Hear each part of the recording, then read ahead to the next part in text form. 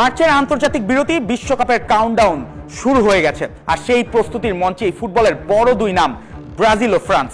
স্কোরবোর্ডে লেখা থাকবে ফ্রেন্ডলি, কিন্তু পায়ের ভাষা বলবে এটা শক্তি দেখানোর রাত। দুই জার্সি, দুই দল, দুই মহাদেশ, দুই ফুটবল দর্শন, আর মাঝখানে একটাই বল, কিন্তু সেই বলকে ঘিরেই জমবে আধিপত্যের মহড়া। Friendly but not friendly, preview point 1, samba under construction. ব্রাজিলের নাম শুনলেই চোখে ভাসে ছন্দ, রং, কল্পনা আর 5 তারার সিলমোহর। কিন্তু সাম্প্রতিক সময়ে সেই ব্রাজিলকেই যেন পুরোপুরি পাওয়া যায়নি। কনমেবল অঞ্চলে 5ম স্থানে শেষ করা দলটার গায়ে ব্রাজিল জার্সি থাকলেও খেলায় ছিল না সেই চেনা ডমিনেশন। তাই এখন এই দলের দায়িত্ব পড়েছে কার্লো আনচেলত্তির কাঁধে। তারকার ঝলক থাকলেও ব্রাজিলের পেছনের দেয়ালে ফাটল আছে। গ্যাব্রিয়েল মাগালহেস নেই, অ্যালিসন নেই, আলেক্স সান্দ্রো নেই। মানে ব্রাজিলের ডিফেন্সে শুধু অনুপস্থিতির তালিকা নয়, সেটা এক ধরনের অ্যালার্ম। তার উপর এমন এক ফ্রান্সের বিপক্ষে যারা সামান্য ফাঁককেও মহাসড়কে বদলে দিতে পারে। ব্রাজিলের সামনে তাই কাজ দুটো, আক্রমণে আগুন আর পেছনে আতঙ্ক নিয়ন্ত্রণ। Friendly but not friendly, preview point 2, Les Bleus in cruise control. France বাছাই পর্বে প্রায় নিখুঁত। সাম্প্রতিক ম্যাচগুলোতে ধারাবাহিক আর পুরো ইউনিট এমন ভাবে গড়া, দেখলে মনে হয় প্রত্যেকে জানে কোথায় কখন দাঁড়াতে হবে।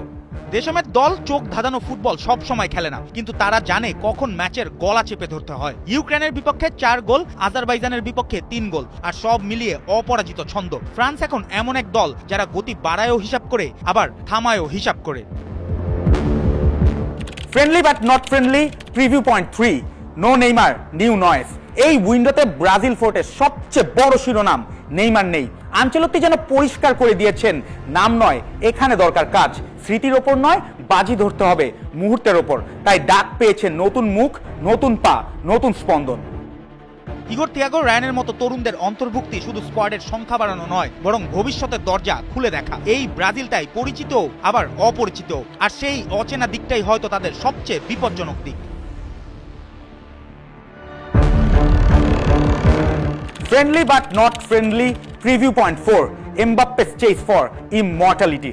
কিলিয়ান এমবাপ্পে এখন শুধু ফ্রান্সের অধিনায়ক নন, তিনি ফরাসি ফুটবলের ইতিহাসের দরজায় দাঁড়িয়ে থাকা এক ঝড়। জাতীয় দলের হয়ে তার গোল 55, অলিভার জিরুর রেকর্ড 57। মানে ইতিহাস এখন তার সামনে 2 গোল দূরে। আর এমবাপ্পেকে আপনি সুযোগ দিলে তিনি শুধু গোল করেন না, গল্পও লিখে ফেলেন। ব্রাজিলের বিপক্ষে যদি সেই সুযোগ পেয়ে যায়, তাহলে এই রাতটা শুধু ম্যাচ থাকবে না, হয়ে যাবে মাইল ফলকের মঞ্চ।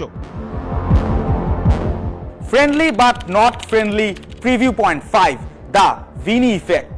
ভিনিসিয়াস জুনিয়র গল্পটা তো সবারই জানা। মৌসুমের শুরুতে ছন্দ হারালেও সময়ের সঙ্গে আবারও নিজেকে খুঁজে পেয়েছেন তিনি। তার সামনে রাফিনিয়া, মাতেওস কুনিয়া, জোয়াও পেদ্রো। ব্রাজিলের সামনে বিকল্পের অভাব নেই। প্রশ্ন একটাই, কোন কম্বিনেশন থেকে বের হবে সবচেয়ে ধারালো সাম্বা?